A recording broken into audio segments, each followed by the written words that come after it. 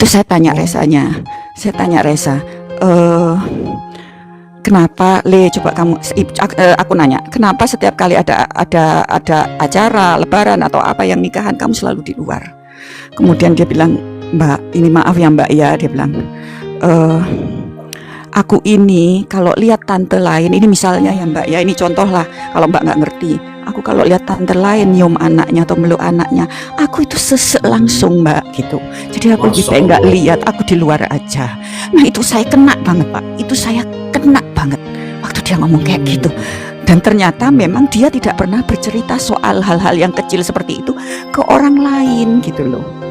Ya, nah Hmm. kemudian saya juga baru nanya beberapa hal lah ke dia ya Pak. Jadi contohnya misalnya, terus Le, kamu itu WA-an enggak sama mamamu, sama ibumu? Enggak, dia bilang enggak. Pernah ngasih uang enggak? Pernah Mbak, katanya. Kapan? Waktu habis nguburin Bu Emil, gitu ya Pak. Mungkin sudah Hmm. berseliweran di FYP. Semua orang pasti ngelihat Resa itu, betapa Resa itu yang ngangkat, yang nguruk, yang nyari apa, Ya, yang ya, nimbun, itu kan kelihatan banget dia hampir pingsan ya, itu ya. saking ininya ya, Ya saking itu ada di shocknya. video Heeh, TikTok saya juga. betul. Padahal di Video itu. belakangnya ada Kaisar, ada Muhammad, ada ya Kaisar dan Muhammad kayaknya yang saya lihat itu. Enrico saya nggak lihat gitu. Tapi menurut saya nggak, yang kecil-kecil kayak gitu kan nggak mungkin dibohongin gitu. Jadi maksudnya wajah kan nggak mungkin bisa di apa ya Pak, dibuat-buat gitu ya buat saya gitu ya, kalau wajah lagi sedih kayak Resa gitu. Jadi Ya, ya, ya itu contoh-contoh kecilnya aja. Dan ini saya ngomong demi Allah ya Pak, ini saya sendiri. betul. Ini saya pernah, demi Allah ini Pak, saya pernah mengantar Resa dan tante saya. Waktu itu dia sekitar SMP kalau nggak salah ya Pak, dia datang ke Jakarta.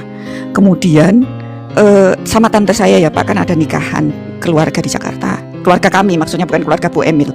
Kemudian mereka Ya, menginap di rumah saya gitu. Rumah saya Pejaten Timur Bapak. Rumah Denada itu Pejaten ya. Barat. Pejaten Barat. Jadi kami hanya selisih 3 kilo gitu ya Pak. Terus Tante Ratih bilang, Dok Terno, anterin aku ke rumah Mbak Emil. Aku dipanggil disuruh ke sana. Saya benar-benar lupa itu tahunnya, tapi saya ingat Resa SMP. Resa bawa naik mobil bertiga itu, saya tante sama Resa gitu. Aku ikut mah, kata Resa. Ikutlah. Kayaknya Resa itu udah feeling kalau ini ibunya gitu ya Pak. Karena kebetulan ada Denada di situ di rumah Bu Emil. Saya tuh nunggu Pak momen, ya pasti semua orang nunggu momen itulah Pak gitu loh, maksudnya. Ya Ya, saya ya, sendiri ya. kan nggak pernah ngelihat mereka dalam jarak berdekatan gitu. Ya Hmm. cuma jarak 2,5 meter. Ini anak waktu itu masih ganteng banget ya Pak gitu, karena masih SMP kelihatan banget gitu, ganteng gitu. Hmm. Dan nggak ada, menurut saya nggak ada cacatnya saat itu gitu loh. Saya pikir kalau itu anak saya beruntung gitu, itu ya Pak. Ya, ya. Eh, itu saya lihat wajahnya. Ini maaf, ini mungkin hanya pendapat saya mungkin ya. Wajahnya Dena itu kayak orang ketakutan. Jadi kayak Oh, orang, mohon maaf, kalau saya nggak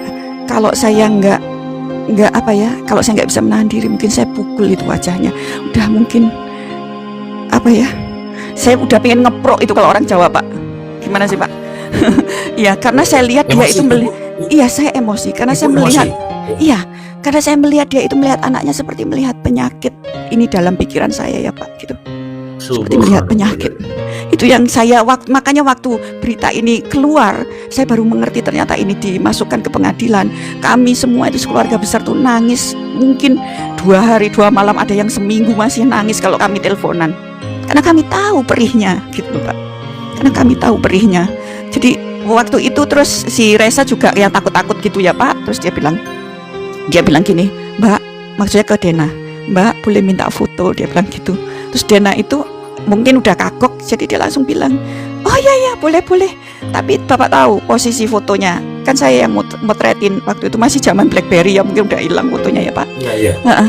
ya. Itu kayak, mohon maaf kalau saya sekali lagi ini salah mikir, itu kayak bapak-bapak yang udah lebih tua gitu ya Pak ya, gitu ya. Atau mungkin security atau karyawan apa gitu ya Pak ya, fans yang minta foto gitu loh Pak. Paham ya Pak ya? Oh, Gitu orang loh lain gitu ya. perlakuannya. Iya, kayak misalnya ada security atau Pak Satpam atau siapa yang lewat depan rumah, terus oh Mbak Den ada, boleh minta foto. Nah itulah gayanya Pak. gayanya. Iya, Jadi iya. ada jarak sekitar 75 cm gitu, berdiri, bukan mepet, Oh. bukan. Enggak, ada jarak 75 cm atau 60 cm gitu berdiri, dan saya foto. Karena saya ngelihat kan, fokus saya ke Resa, bukan ke Denadanya gitu. Cuman kan buat anak kecil yang sudah agak dengar bahwa ini adalah ibunya, kemudian ibunya memperlakukan kayak gitu, gimana coba saya yang cuma bertiga di situ yang ngelihat, Pak? Iya kan? Dia batin dia. Aduh, Tapi ya. iya, pasti dia batin. Orang saya aja pengen marah gitu, apalagi anak ini Ya gitu. Allah. Dan saya tuh nggak ngerti di mana salahnya anak ini pada saat itu ya Pak gitu. Nah, kebetulan gini, kadang-kadang ya refleksnya kami juga ini, kami akuin kami juga salah ya Pak gitu. Kadang-kadang refleksnya kami di rumah di Banyuwangi itu ya, kami ini ngelihat bahwa ini gimana sih anak orang kok dititipin ini, wong ibunya nggak miskin gitu. Kan kita pasti mikirnya refleksnya gitu ya, kok dititipin ke orang yang Iya, lebih nggak mampu gitu loh. Gitu maksudnya ya Pak. Iya. Jadi kadang-kadang kalau ada apa-apa gitu kita memang agak cuek, itu salah kami juga Pak. Nah, kemudian ini lagi yang berat yang harus dihadapi Resa ini kalau saya ceritakan. Setiap kali ada tamu, ada lebaran atau ada inian, kan semua anaknya tante saya ikut. Terus Resa ikut. Tetapi kan teman-temannya Tante Ratih nggak tahu bahwa ini anaknya anak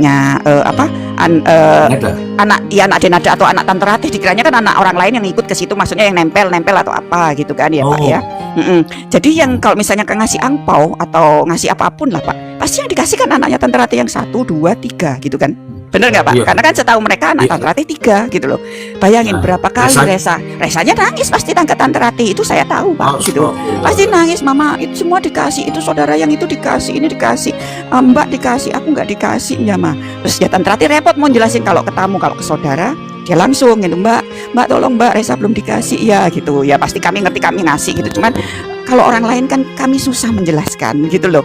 Ya itu sering Pak yang kayak gitu. Jadi kan secara ada psikis, perbedaan ya Bu ya. iya Ada secara perbedaan psikis sih, ya. dia udah ngerasa kok gue dibedain sih gitu loh. Ya, Ya itu sih. Jadi yang saya tahu itu.